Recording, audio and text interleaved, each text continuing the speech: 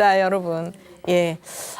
오늘은 임신 중에 고생하신 분에 대해서 얘기를 시작해 보도록 할까요? 예, 예. 이제 30대 중반 되신 여자분이신데 이분이 나팔관이 막혀 있대요. 그래서 이제 자연 임신이 안 되니까 인공수정으로 임신을 하신 분이에요. 근데 이분이 이제 임신 전에는 뭐 특별히 아픈 데도 없고 그냥 건강한 편이었다 그러셨거든요. 근데 임신을 하고 얼마 지나고 나서부터 비염 증상이 굉장히 심하게 왔어요. 그래갖고 콧물이 막 줄줄 흐르니까 이제 이거 닦느라고 정신도 하나 없고 어떨 때는 머리도 멍하고 어지럽기도 하고 그리고 이제 콧물이 이렇게 흐르니까 집중도 잘 안 되면서 아주 직장에서 일을 할 때도 너무 짜증이 나고 이제 힘이 들다 그러셨어요. 여러분들도 이렇게 감기 드셔서 콧물 조금 나면 얼마나 힘들어요. 여기 다 헐고 그죠? 근데 이제 계속 그렇게 흐르니까 너무 힘드시는 거죠. 그래서 이제 병원에 가봐도 임신 중에 약 드실 수 있는 게 있어요? 없어요. 없잖아요. 그러니까 이제 병원에서는 임신 중이니까 특별히 약도 없으니까 그냥 참고 아기 놓고 나서 이제 어떻게 뭐 치료를 하든 하자 이런 식으로 이제 하고 있는 거죠. 그러다가 또 이렇게 지나다 보니까 어느 날부터인가 팔다리에 힘이 쭉 빠지면서 맥을 출 수가 없고 아주 너무 힘이 들더래요. 그래서 이제 또 병원에 가서 검사를 하니까 혈당이 높게 나왔어요. 그래가지고 이렇게 이제 우리 주변에서 보면 임신 당뇨 이런 분들도 많아요. 그런데 그럴 때도 해줄 수 있는 방법이 없는 거예요. 그냥 음식 조심하고 또 이제 매달 혈당 체크하고 이렇게 이제 지내라고 하는 거죠. 그런데 생각해 보시면은 혈당 체크하는 게 치료인가요? 아니요. 아니잖아요.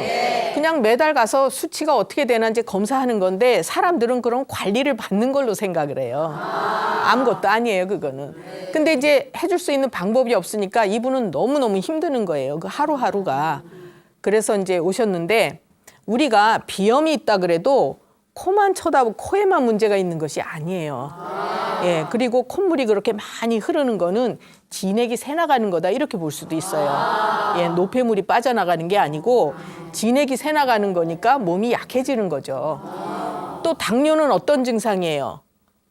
영양분이 몸 밖으로 빠져나가는 거잖아요. 그러니까 그것도 소모성 질환이에요. 그러니까 어떤 면에서는 통하는 얘기라고 볼 수 있죠. 이분은 체력이 자꾸 딸릴 수밖에 없는 거예요. 근데 이제 우리 한의학적으로 볼 때는 나팔관이 막히는 분들 가끔 있어요, 여자분들. 왜 그러냐 하면 아랫배가 차서 그래요.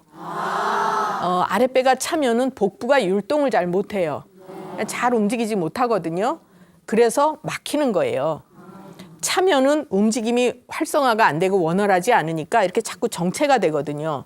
그러니까 움직여야 이게 막히지 않는데 가만히 있으니까 나팔관이 막히거나 이제 그런 분 아랫배가 찬 분들이 뭐 자궁에 근종이 생기건 낭종이 생기건 또 나팔관이 막히건 난소에도 뭐가 뭐 이제 다낭성 낭포건 낭종이 생기고 이런 게 잘 오거든요. 이제 이분도 아랫배가 차니까 나팔관이 막힌 거였어요. 그런데 여자분들은요 나팔관이 아랫배가 차고 나팔관이 막히고 이렇게 찬 분들은 비염 증상도 와요. 아랫배가 차서 복부 율동이 안 되면 비염 증상도 오는 경우가 있어요. 이런 거는 이제 병원에서는 알아낼 수 없는 거죠. 예, 그래서 이제 이분 같은 경우에는 그 두 가지 증상이지만 상당히 힘드는 거죠. 그런데 당뇨가 임신 당뇨라고 해서 음식 조절을 하라고 하면 우리가 임신 중에는 음식을 골고루 잘 먹어서 영양 섭취를 충분히 해야 태아가 건강한 거잖아요. 네. 해보셔서들 다 아시잖아요. 예, 그래서 입덧이 심해서 못 먹으면 얼마나 몸이 약해져요.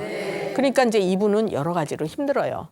그런데 이분 같은 경우에는 이제 그 비염이 심하고 당뇨가 있다고 하더라도 저는 진맥을 하고 굉장히 체력도 딸리면서 몸이 자꾸 이렇게 허약해지니까 어떤 치료를 해드렸냐면 진액을 채워드려야죠, 우선.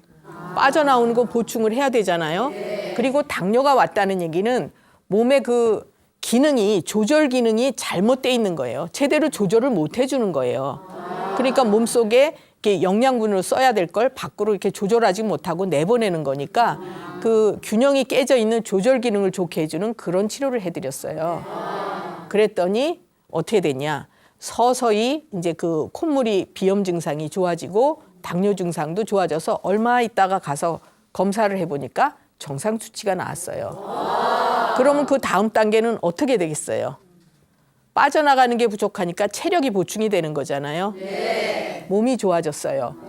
그러니까 10개월을 잘 채워서 아기도 잘 낳게 된 거죠. 그러니까 순서가 그렇게 되는 거예요. 예, 그래서 이런 경우에 비염이라고 코를 치료할 것도 없고 당뇨라고 그거 뭐 인슐린 갖고 조절하려고 이럴 필요가 없는 거죠. 예, 이분이 이제 아랫배가 찼고 뭐 여러 가지 이제 그런 조절 기능이 잘못됐다. 이래서 이제 그 임신 중에 비염, 당뇨가 왔다. 그걸 조절해 드리는 거죠. 임신 중에 당뇨가 있는 분들은요. 출산을 하고도 당뇨로 연결되는 경우가 좀 종종 있어요. 그런데 이제 이분 같은 경우는 아기를 낳고 한참 후에 오셨는데도 없었어요. 그러니까 이제 때에 맞춰서 조절을 잘 해주면 그런 문제가 안 생기는 거죠. 네, 그래서 이제 여기 여성분들이 주로 계시니까 여성 얘기로 시작을 했고요. 요번에는 우리 주변에 보면요. 의외로 선천적으로 허약하거나 또 발육이 부진하거나 부족하게 타고나는 아이들이 많아요. 그러니까 요새 이제 이렇게 뭐 영양도 좋고 이렇게 문화적으로 문명도 많이 발달해 있고 하니까 병이 줄어야 될 것 같고 아이들도 건강할 것 같은데 오히려 그렇지 않은 아이들이 굉장히 많거든요. 이제 제가 지금 말씀드릴 아이는 8살 된 여자아이인데 이 엄마가 아이를 임신했을 때 굉장히 크게 놀란 적이 있대요. 그리고 임신 내내 스트레스를 받고 아주 이제 마음도 편치 않고 힘들었던 분이에요. 근데 이제 아기를 낳고 나서 보니까 아기가 발육이 잘 안 되는 거예요. 그래서 보통 때 되면 말을 해야 되고, 그죠? 걸어야 되고 그러잖아요. 근데 얘는 걷는 것도 2살이 넘어서야 겨우 걷기 시작을 하고 말은 거의 못 하고. 그래서 근데 이제 얘가 또 중요한 게 뭐냐 하면요. 가끔씩 간질처럼 이렇게 경련을 일으키면서 쓰러져요. 그러니까 간질 발작처럼 그렇게 하는 거예요. 그래서 검사를 이제 병원에 가서 해봤는데 뇌파 검사상으로는 간질파가 안 나오고 정상으로 나와요. 그러니까 해줄 수는 없지만 어쨌든 증상을 보고 얘가 이제 자꾸 경련을 하고 쓰러지니까 간질약을 먹이고 있더라고요. 그러니까 이제 몇 년째 먹이고 있었어요, 그거를. 그런데 이 아이는 감각이 굉장히 떨어져 있어요. 그래서 소변 보고 싶은 느낌도 없고, 그러니까 대소변을 못 가리죠, 당연히. 그리고 자기 의지대로 어떤 자기 의사 표현을 할 줄 몰라요. 말을 못 하니까. 그래서 이제 언어 치료를 하고 있기는 한데 그 언어 치료라는 것이 뭐 단어 같은 거 연습시키고 말은 조금 하니까 그 단어 몇 개는 할 수 있지만 제가 이름을 물어도 자기 이름도 야무지게 발음 야무지게 대답도 잘 못하고 이럴 정도니까 얼마나 심해요. 그리고 이제 거기에다가 그 엄마가 뭐든지 일어나서 잠들 때까지 얘를 다 보살펴야 되는 거예요. 이제 8살이라 학교를 들어가긴 들어갔는데 학교 데려다주고 데려오고 모든 거를. 이 엄마는 엄마대로 몸과 마음이 얼마나 힘드시겠어요. 예, 아주 이제 다 마음이 짠하잖아요. 이런 얘기 들으면. 그러니까 아주 이제 이 엄마는 어떻게 하면 얘를 좀 좋게 하려고 이제 백방으로 노력을 하지만 뚜렷한 방법이 없는 거죠. 그래서 우리 한의학에서는요. 임신 중에 엄마가 신경을 굉장히 많이 썼거나 크게 놀랬거나 하면 그 아이가 태어나서 경기나 간질을 잘할 수가 있고 이제 또는 발육이 부진한 이런 아이로 태어날 확률이 굉장히 높아요. 그래서 임신 중 태교가 중요한 거예요. 네, 그렇죠. 우리 요새도 이제 젊은 엄마들 태교 많이 신경 쓰긴 하는데 조금 또 그건 나중에 이제 시간이 있으면 제가 또 말씀을 드릴 텐데 이 엄마는 이제 태교를 뭐 원하지는 않았지만 잘하지 못하신 거죠. 그러니까 이제 이렇게 좀 정상적이지 않은 아이가 태어난 거예요. 그래서 이제 그 아이를 제가 진찰을 해보니까 얘는 선천적으로 굉장히 허하게 타고난 아이고 그래서 그 선천적으로 허한 거를 이제 보완을 해주는 그런 치료를 해줬는데 이 아이가 그 언어 치료를 한다고 해서 자기 스스로 생각을 하고 언어 표현을 하고 이러려면 상당히 그거는 힘든 거거든요. 쭉 이렇게 치료를 하면서 보니까 차츰차츰 어떤 증상이 생겼냐면 다리에 이제 힘이 생기고 얘가 힘이 없어서 잘 넘어지고 근데 걸음도 잘 못 걸으니까 그랬는데 다리에 힘이 생겨서 걸음도 이제 넘어지는 거 덜해지고 그러니까 다른 이제 걸음도 잘 걷죠. 그러면서 차츰차츰 재미지는 게 뭐냐면 이 아이가 한동안 치료를 해서 그런 증상들이 다 좋아지니까 얼굴이 달라졌어요. 얼굴이 야무져졌어요. 예, 되게 이렇게 얘가 처음에 왔을 때는 눈도 흐릿하고 이렇게 초점이 없는 듯하고 해 벌어진 입도 이렇게 벌리고 있고 뭔가 야무지지 않은 느낌이었는데 쭉 치료를 하면서 눈이 초롱초롱해지고 또렷또렷해졌어요. 우리가 아이들을 볼 때 눈빛을 제일 중요하게 봐야 돼요. 눈을 보면 총기가 있고 또릿또릿한 아이는 건강한 아이예요. 근데 이 아이가 이제 선천이 자꾸 보완이 되고 몸이 좋아지니까 얼굴도 아주 야무지면서 똑똑해진 거죠. 어느 날 엄마가 뭐라고 이제 저한테 이러냐면 얘가 친구하고 말싸움을 해요. 얼마나 기가 막힌 발전. 자기 이름도 잘 얘기를 하던 아이가 말싸움 할 정도면 의사표현 하는 거잖아요. 그걸 볼 때 그 엄마 마음은 얼마나 흐뭇하겠어요. 저도 그 얘기를 들으면서 가슴이 좀 뭉클하고 얼마나 고맙든지 그랬어요. 그래서 이 아이는 그 다음에는 이제 그 뭐 대변 소변도 그 느낌 이제 소변 보고 싶은 느낌 이런 것도 느껴지고 해서 다 이제 정상적으로 이 아이는 물론 선천 기운이 굉장히 약했기 때문에 치료 기간은 좀 길었지만 굉장히 이제 좋아진 그런 아이가 있어요. 그래서 우리가 이제 특히 어린아이들 같은 경우에는 어떤 증상이 10살 이전에는 어떤 증상이 오면 그 병을 치료하려고 그러면 안 돼요. 이 아이가 선천 기운을 어떻게 타고났는지를 봐서 그것을 튼튼하게 해주고 잘 먹고 잘 자고 잘 배설하게 해주면 그 아이는 건강하게 클 수 있는 그러니까 건강한 성인으로 될 수 있는 바탕이 마련이 되는 거예요. 그래서 이제 아이들은 그렇게 치료를 하는 거예요.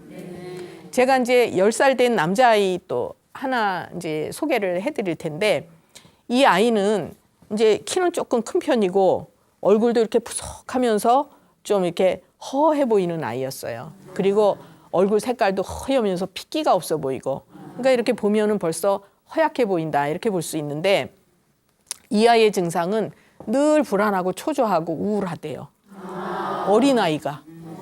근데 이 아이는 어렸을 때 한 3, 4살 될 때까지 자다가 자주 깨면서 자지러지게 운대요. 애기들 자지러지게 울면 뭐에 놀랬거나 이제 뭔가 불편해서 그러는 거잖아요. 그래서 얘가 30살까지 그러다가 그 다음에는 이제 말을 하기 시작하고 이렇게 하면서부터는 뭐 이렇게 이상한 소리가 들린다 그러고 뭐가 보인다 그러고 그러니까 환청, 환상 증상이 있는 거예요. 환상. 그러고 막 불안해하고 그러면서 갑자기 또 무섭다고 엄마한테 안아달라고 그러면서 뭐 이상한 느낌이 온다 그러고 막 땀을 흠뻑 흘리고 이러는 거예요.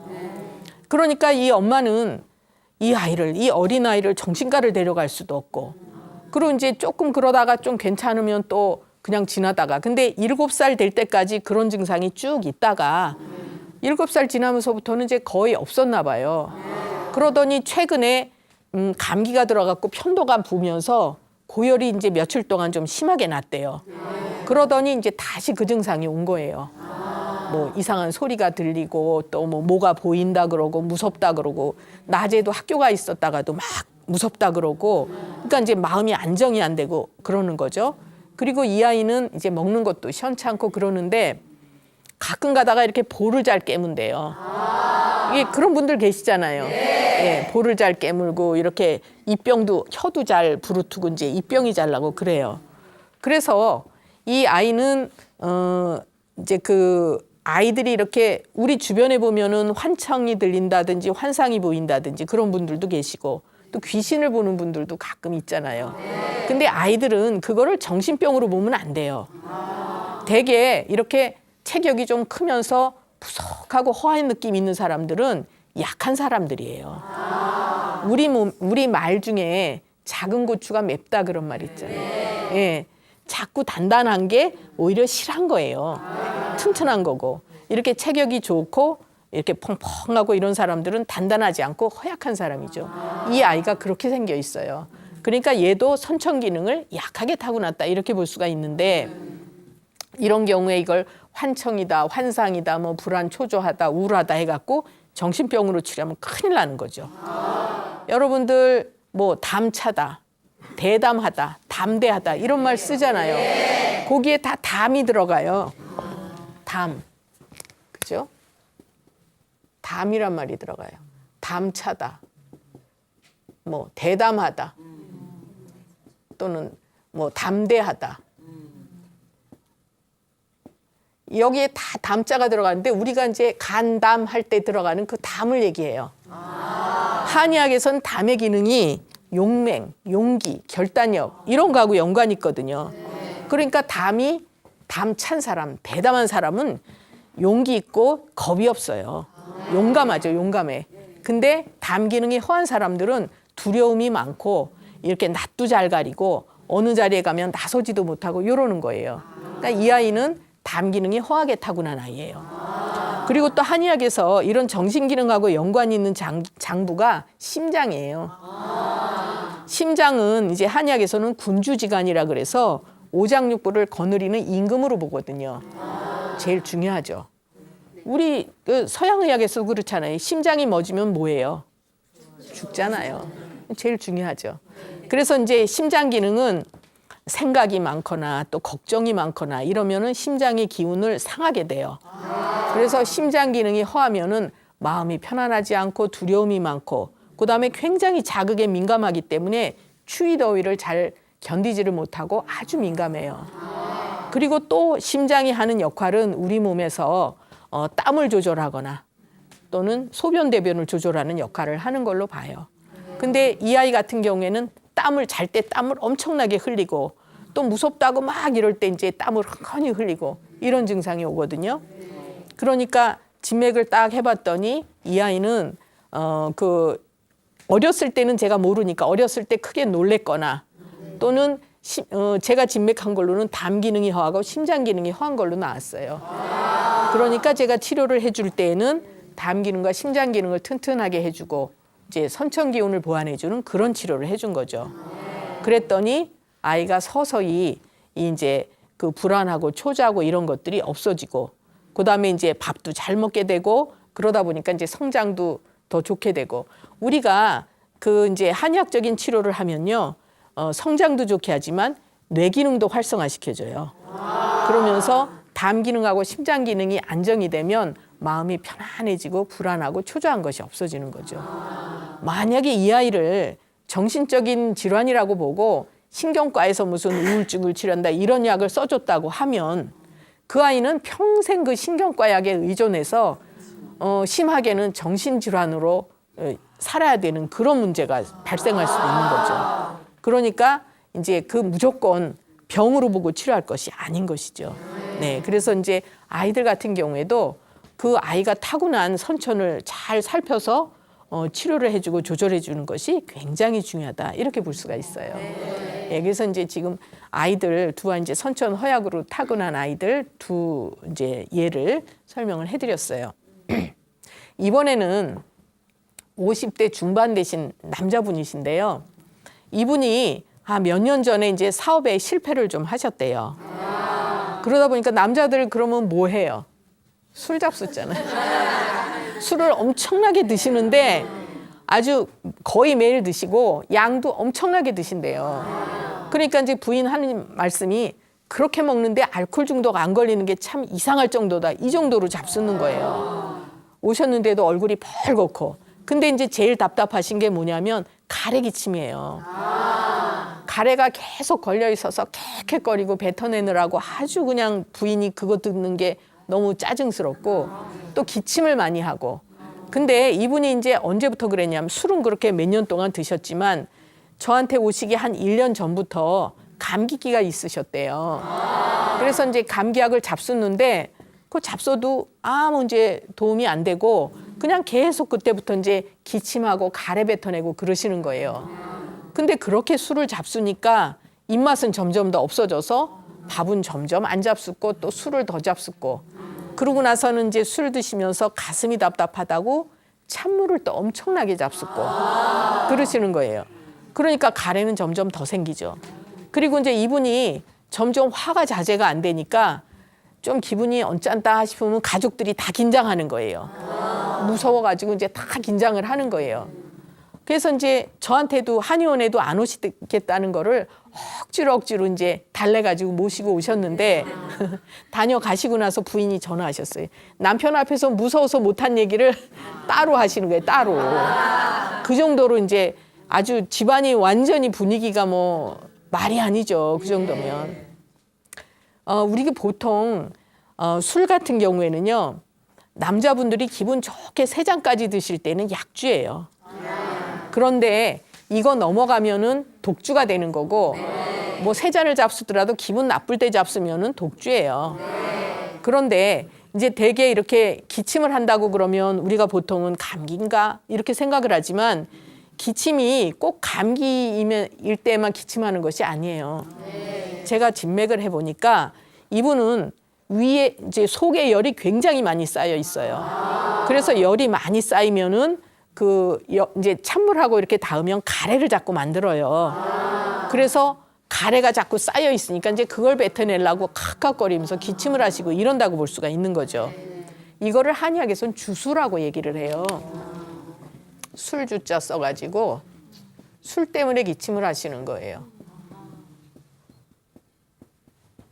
그래서 이런 경우에는 감기 기침하는 치료하는 약으로는 아무런 소용이 없죠.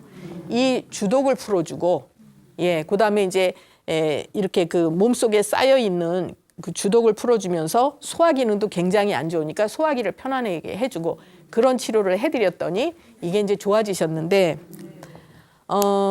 우리가 보통 술을 드신다고 하면은 요새는 우리가 술 문화가 너무 많이 만연이 돼 있어요. 이게 안 좋은 쪽으로.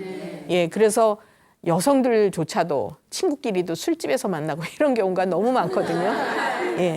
근데 동의보감에 보면요. 술은 열이 많은 음식이에요. 그래서 속에 들어가면 위에 열이 쌓이게 되고 그러면 이제 이게 뭉쳐서 가래 같은 걸 많이 만들게 되고 그러는데 술을 마시면서도 우리가 조심해야 되는 금기 사항이 있어요. 첫째, 찬 거를 먹지 말아야 돼요. 찬물, 찬 음료수, 녹차 이런 것들을 마시면 이 주독을, 술독을 끌고 콩팥으로 들어가요, 찬물이. 그래서 콩팥을 나쁘게 해요. 그러니까 이제 허리 다리가 무겁고 아파지거나 더 심해지면 소갈이 생겨요. 소갈은 당뇨하고 비슷한 증상이에요. 당뇨로 볼 수가 있어요. 그래서 술 많이 마시는 분들이 당뇨에 잘 걸리죠. 또 한 가지, 단 것을 드시면 안 돼요. 근데 남편들 술 드시고 오면은 어떻게 해드려요?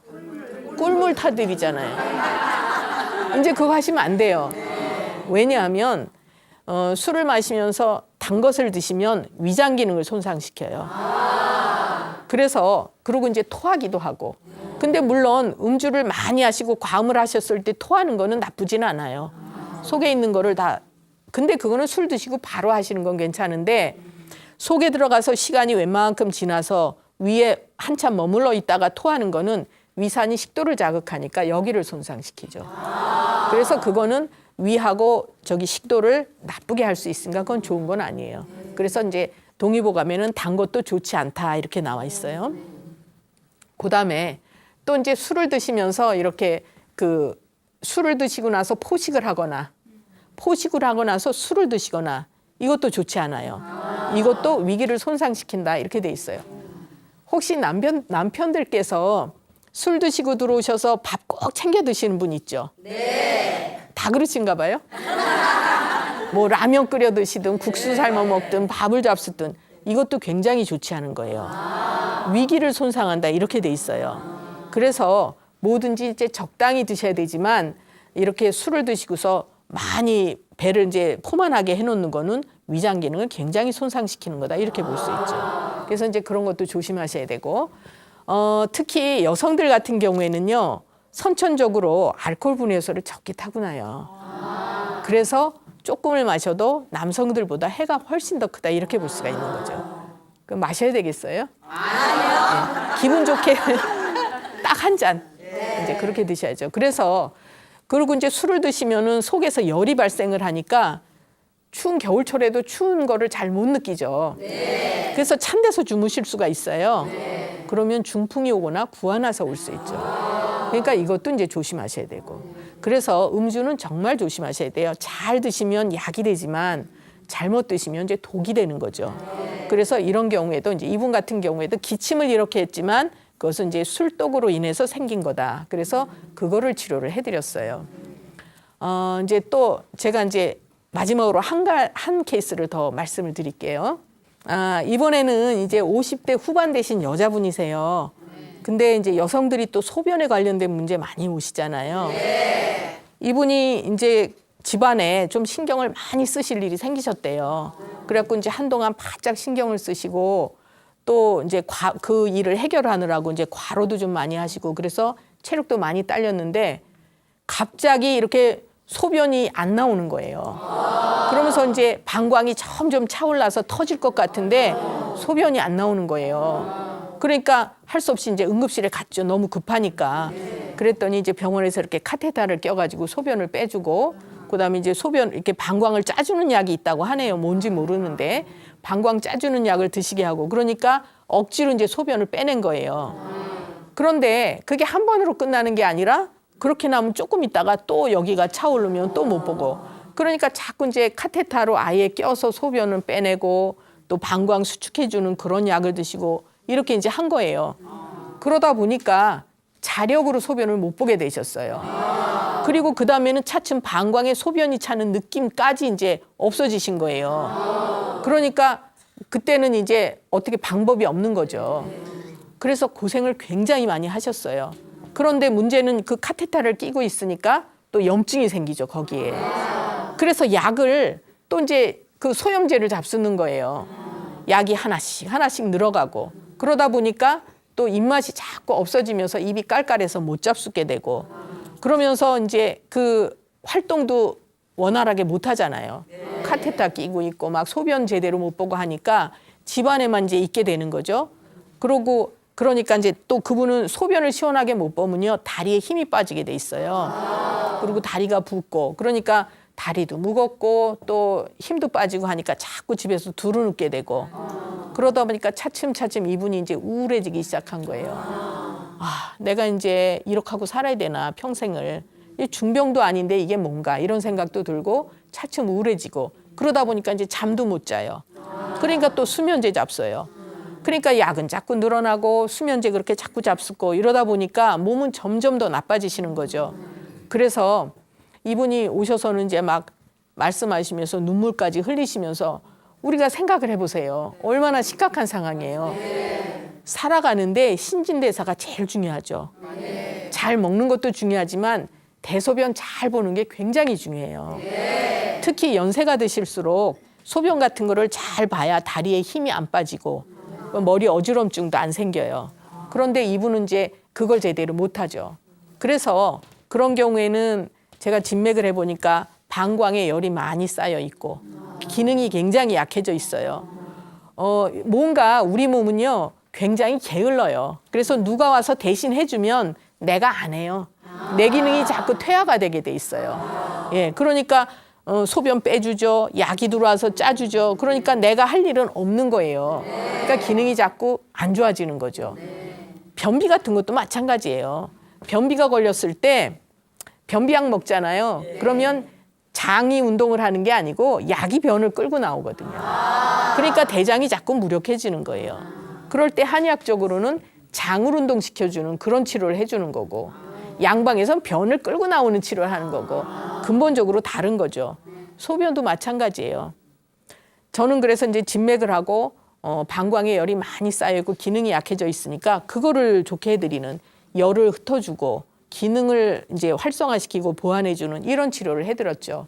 그랬더니 차츰 이제 소변을 보실 수 있어지면서 그 다음에 생긴 것이 이제 약을 조금씩 그 카테터를 오래 끼고 계셔서 제가 이제 약을 이렇게 치료를 해드리면서 웬만큼 좋아진 다음에 그걸 빼시라 그랬어요. 그랬더니 겁이 나서 못 빼시더라고요. 이거 빼면 또 소변 안 나오면 어떡하냐 이러시는 거예요. 그래서 그래도 지금 이제 소변이 차는 느낌은 생기셨으니까 한번 빼보세요. 그랬는데 이제 조금 더 치료를 해서 몸이 좋아지고 다리에 힘이 생기니까 이제 용기를 내서 빼셨어요. 그러고 나니까 이제 굉장히 이제 빨리빨리 좋아지신 거죠.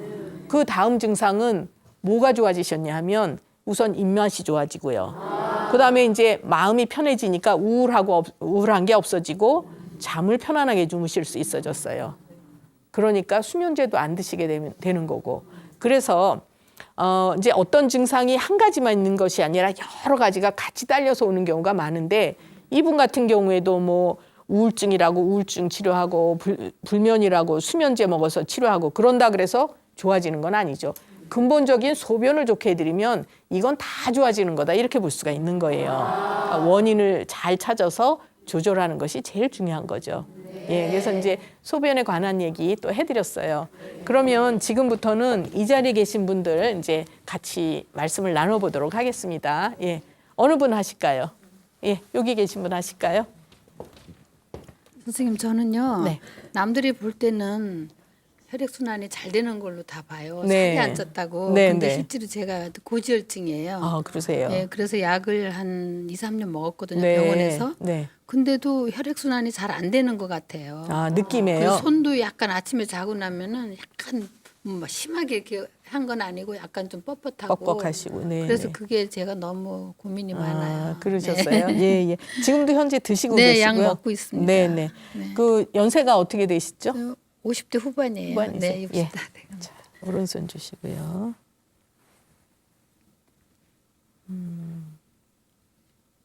네. 예, 왼손 보시고요. 네, 되셨습니다. 지금 이제 이분께서는 혈액순환이 안 되는 것 같다 이렇게 말씀을 하셨잖아요.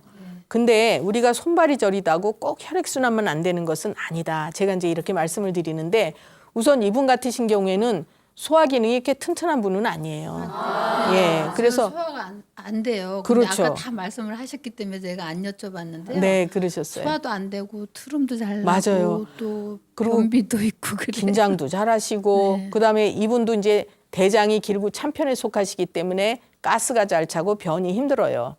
그리고 이제 잡술 때 입에서는 땡겨서 잡숴요. 아, 먹기는 되게 좋아해요, 먹는 거는. 잡수는 건 잘 잡수시는데 먹고 나서 해결이 안 되시는 잘안 분이에요. 돼요. 예, 네, 그리고 여기 가슴에 이제 화가 많이 쌓여 있는 분이에요. 네. 그래서 이분이 아침에 일어나면 손이 뻑뻑하신 거는 소화가 편안하지 않아서 그러신 거예요. 네. 이게 보통은 사람들이 손발이 저리거나 뻑뻑하게 이제 붓거나 이러면 혈액순환이 안 된다고 생각을 하시거든요. 네. 근데 다른 원인으로 안 되는 경우도 많이 있는 거예요. 그래서 이분 같으신 경우에는 소화기 때문에 그러시는 거예요.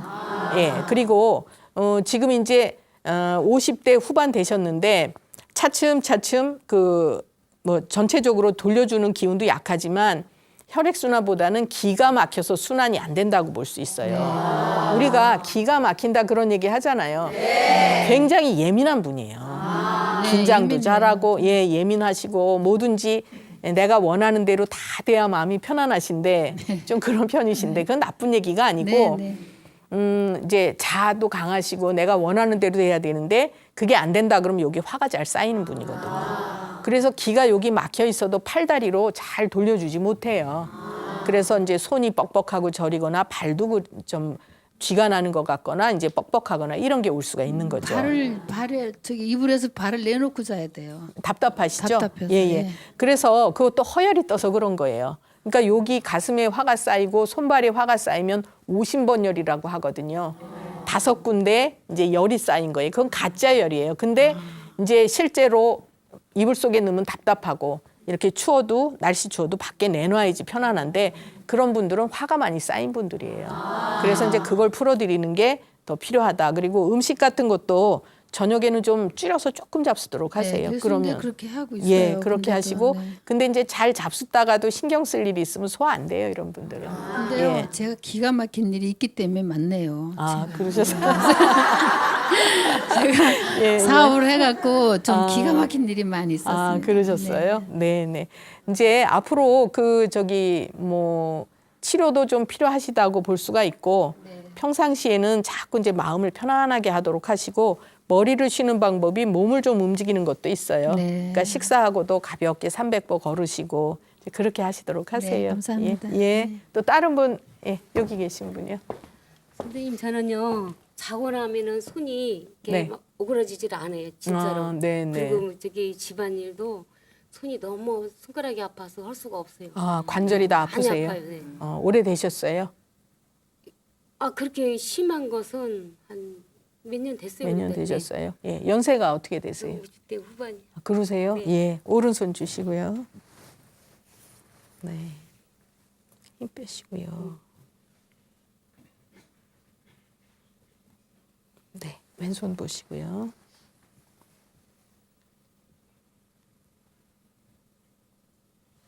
어깨가 많이 긴장이 돼 있으시네. 생각이 아주 많으신 분인데 이제 제가 생각이 많으시네요 이렇게 말씀드리는 거는 비장 기능, 소화 기능이 약하시다는 얘기예요. 한의학에서는 이 생각은 비장 기능하고 연관이 있어요. 그래서 이분 같은 경우에도 아주 뭐든지 완벽한 거 좋아하시고 스트레스 엄청나게 잘 받는 분이에요. 책임감도 굉장히 강하고 그래서 내가 할 일은 꼭 해야 되고 그래서 여기 화가 쌓이는 분이에요.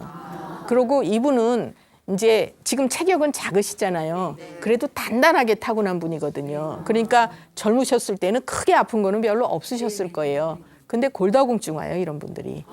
예, 그래서 지금 이제 이 손가락 관절 이런 데가 잘 아프시고 그런 거는 많이 쓰셨기 때문에 그쪽으로 먼저 이제 증상이 오니까 아침에 일어나면 우리 눈을 딱 뜨면 양기가 쫙 오르면서 이게 잘 움직여줘야 되는데 그게 잘 안 오르니까 이쪽이 뻑뻑하다가 이제 좀 시간이 지나면 조금 풀리죠. 조금 덜해요. 아침보다는. 그렇지만 아침에 일어날 때 뻑뻑하고 또 날씨가 추워도 뻑뻑하고 그래서 잘 돌려주질 못하는 거예요. 그래서 이분 같은 경우에도 기가 많이 막혀 있어요. 그러니까 이제 될 수 있으면 마음을 편안하게 하시고 그 대신 너무 무리하시면 안 돼요. 이분은요. 뭔가 완벽한 게 하셔야 되니까 내 체력보다 항상 더 쓰고 사는 분이에요. 그래서 약해지기 쉬워요.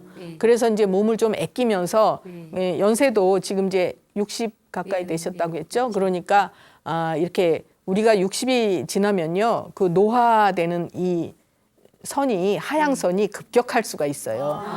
그러니까 이 몸을 가지고 몇 년을 더 살지 모르잖아요. 30년, 40년. 그럼 이제 아껴서 쓰셔야 되는 거죠. 그래서 이제 무리하지 마시고 그다음에 뼈를 좀 튼튼하게 할 수 있는 그런 이제 음식 같은 거 좀 챙겨 드시고 이게 심하면은 그냥은 힘드실 거예요. 그래서 이제 치료도 좀 그렇게 해보시는 게 필요하다 이렇게 볼 수 있습니다. 감사합니다. 예, 또 다른 분 누구 계신가요? 예, 여기 계신 분. 네, 저는 한 2, 3년 전에요. 네. 집안 일로 좀 이렇게 심장이 자꾸 오르더만 그때부터 혈압이 좀 올랐어요. 네. 그 운동도 좀 하고 막 내 나름대로 관리를 많이 했는데도 네. 안 떨어져서 한 3개월 전부터 제가 혈압약을 좀 네. 먹고 있는데요. 예, 예. 어떻게 안 먹고도 끊을 수 있는 방법이 지금 혈압이 어느 정도 되세요? 저기 혈압약 안 먹고는 한 150에 한 좀 높으신. 90, 80 이렇게 나오고 지금 혈압약 먹고는 120 정도로 떨어졌어요. 네. 밑에 혈압은 괜찮은데 네. 위가 좀 높으시잖아요. 네, 네. 예, 그러시고 지금 뭐 가슴도 답답하거나 이런 거 있으세요? 아니 그렇진 않은데 제가 좀 선선적으로 좀 심장이 조금 잘 두근거려요. 네, 네. 그러면 이제 지금 현재는 혈압이 높은 거 말고 다른 거는 불편한 거 없으시고요. 예, 그게 제일 네, 알겠습니다. 오른손 주시고요.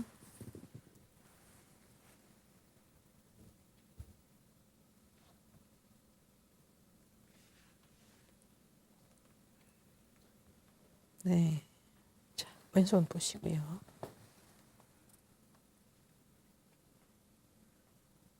네.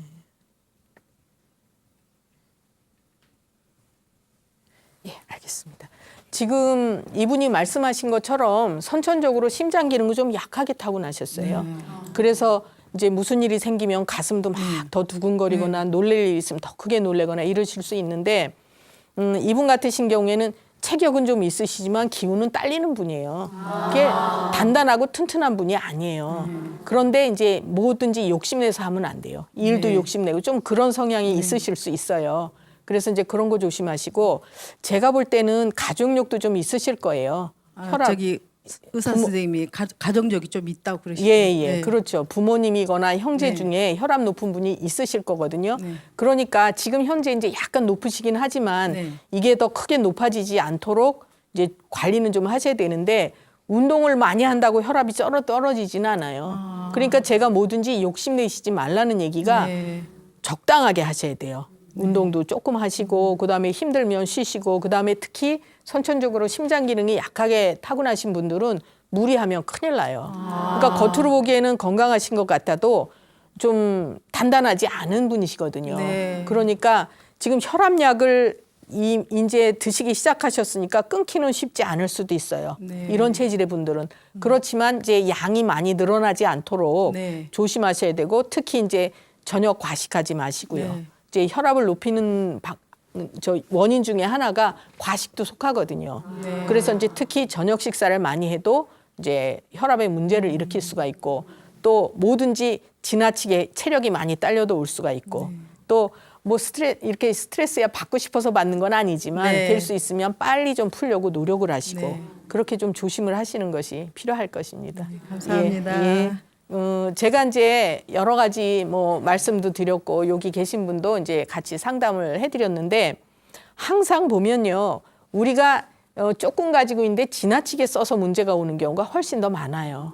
그래서 뭐든지 욕심을 줄이고 내가 가진 한도 내에서 쓰려고 노력하시는 것이 이제 건강을 지키는 방법이다 이렇게 말씀을 드리고요. 다 모두 건강하셨으면 좋겠습니다. 감사합니다.